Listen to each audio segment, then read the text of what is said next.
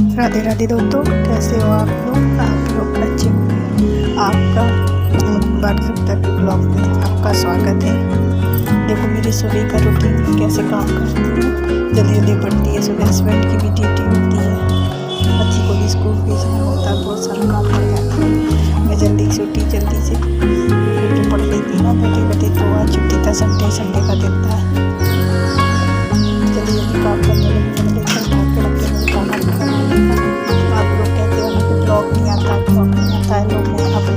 का भी ब्लॉग बनाने लगी और खाने का भी।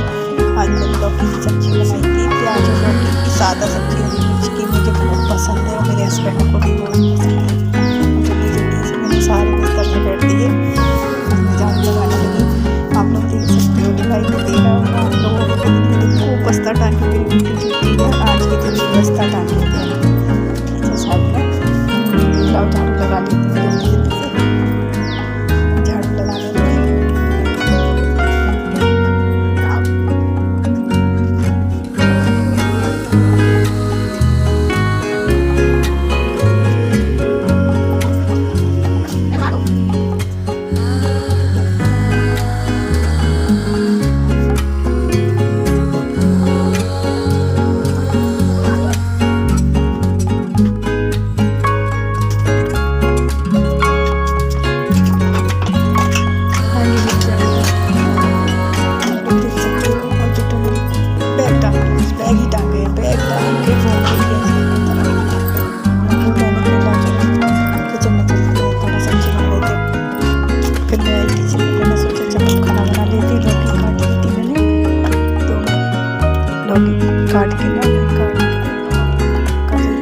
काट के सब्जी आप प्याज भी काटा